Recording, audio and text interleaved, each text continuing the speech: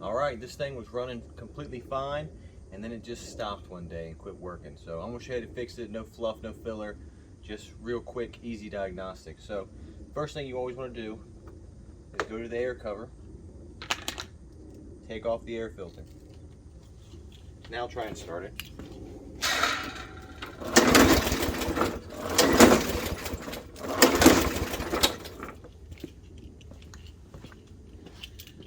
Now we can see the air filter's not the problem, it's getting air. The second thing you want to do is get starting fluid and spray starting fluid in it.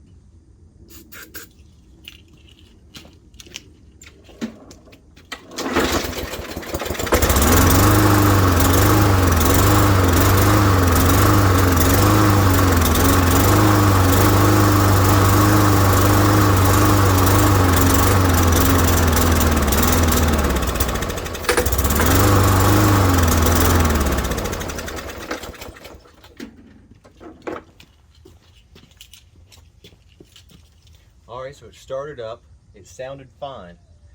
So what that tells you is that you're getting spark, your engine's got good enough compression to run, and because we took the air filter out, we know it's getting enough air. So what's left? Fuel. So as always, 99.9% of the time, it's a clogged fuel jet, almost certainly inside the carburetor. So let's take it off and check it out.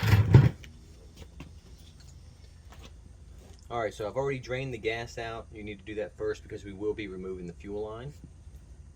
So I'm going to come under here, and there is a little clamp right here. So you can get a pair of pliers on, loosen up, and move that off. And a trick with fuel lines when they're stuck is to take and put this between the end of the fuel line and the plastic carburetor where it's connected and push back a little bit until it actually breaks loose. And I'm going to do that and pull with my other hand.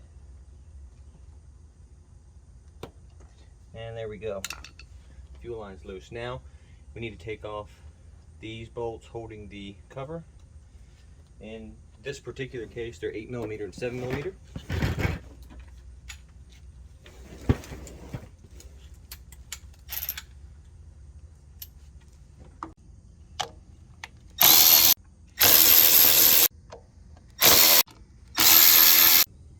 Remove the air cleaner, and as you can see on this one, that's the seal where it seals to the air cleaner, and that's a PCV, well, the equivalent of PCV. That's the crankcase ventilation that goes into the carburetor as well. And this carburetor is very simple. There's no more bolts to take off. There's just that fuel line, which I already disconnected, and one piece of linkage.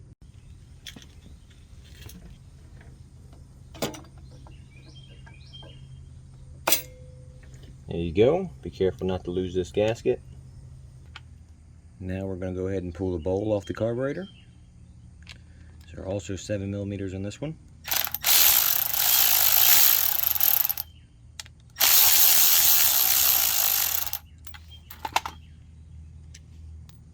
A trick for getting these off, see, from this type you can tell it's got an O-ring that's sealing it to the outside.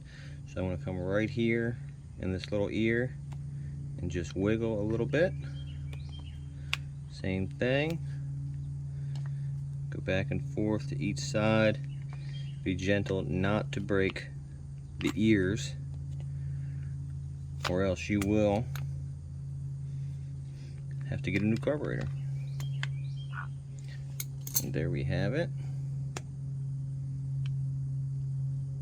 Carburetor looks nice and clean, but that doesn't mean there's not something clogging the jet. So let's take a look at the jet.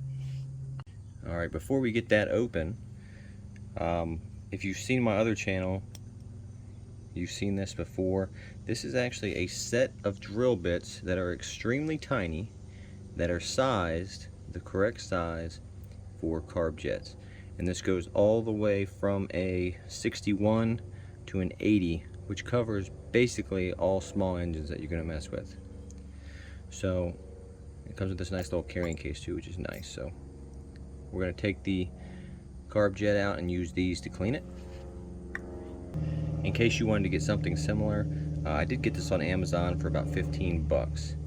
And you don't actually even have to use them in a drill. You will have to buy a mini drill chuck if you wanted to use them in a drill, but you can actually use them by your hand and just roll them like that. If you're making the jet oversized, then having a drill would be a good idea because that'd make it a lot easier. But for just cleaning the jets, all you need is your finger, and you just roll it in the jet and it'll clean it up. So let's take a look. Alright, so back to our carburetor again. We've got one jet here, and it's going to be too small for you to even see the hole on camera, but you can basically recognize jets because they're going to be a little bronze insert rather than plastic. They almost always use a good little bronze insert. And now we're actually going to pull this whole thing out. Just wiggle gently.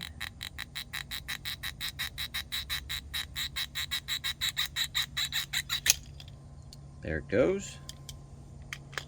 Set that down. And this is the whole little armature, and you can see there's another hole there. That one's nice and clean. And this super tiny hole is the jet. So it's hard to tell on the camera, but it is almost certainly clogged with something, and that's why it doesn't run. So what you can do is you take these little tiny drill bits and go into the hole. Now I just picked up a 73, and that feels too big because it did not want to go in there easily. So I'm going to switch that out for a 74.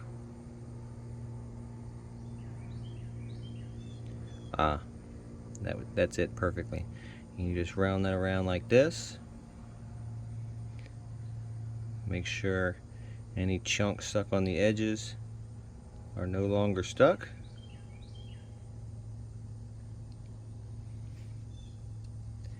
Put that back in my case so that I don't lose it.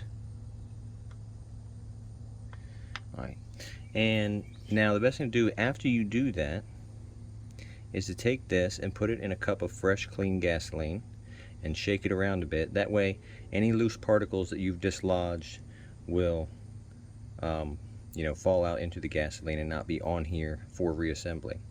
I'm going to go ahead and do that off camera. Alright, so we splashed it around in clean gasoline. I'm going to reassemble. Now on this one, obviously you want to take pictures of this so you know how to reassemble it. On this one you can see there's a little circle right there on the bottom, and that is where this O-ring right there in that little tower goes in. So I'm going to put that in, and that little click was it. It's in. I'll go ahead and put this back on, and again you want to take pictures of the orientation, but on this one I can tell that channel right there is where the pickup goes for this angle. So this goes in, you can kind of see that like that, so that bump goes over that little low spot.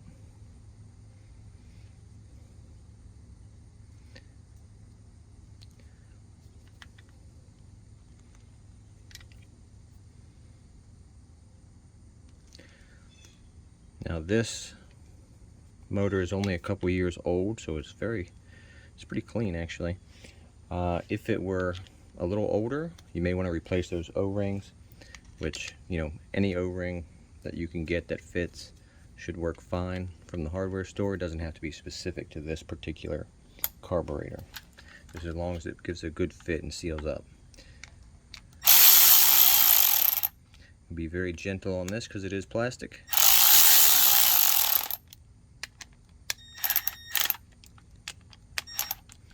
And mind you, the tightness does not seal it, the O-ring seals it. So again, doesn't really need to be tight. Alright, let's go ahead and put it back together.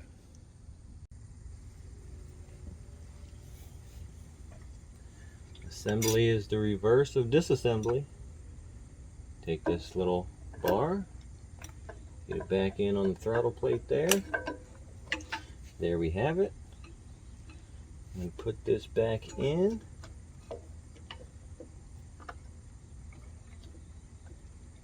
There we go. And we'll go ahead and hook up the fuel line now.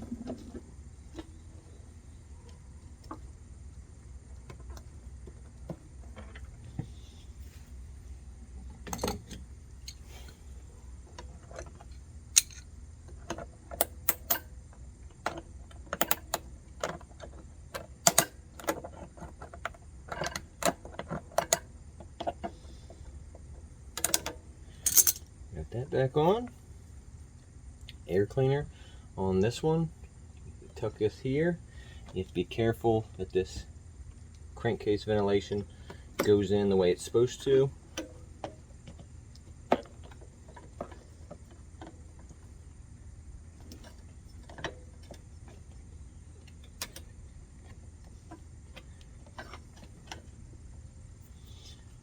Let's put these screws back in.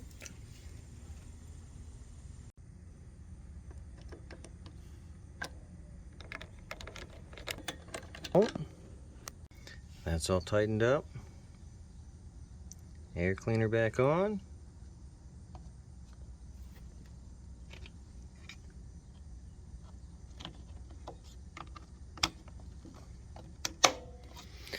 All right, I want to fill it up with some ethanol-free gasoline because we learned our lesson here and are going to use ethanol-free from now on, right?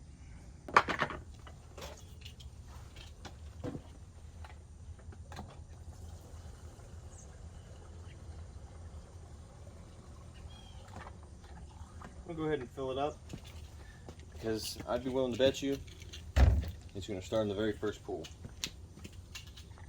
It's amazing what clean jets will do for a carburetor.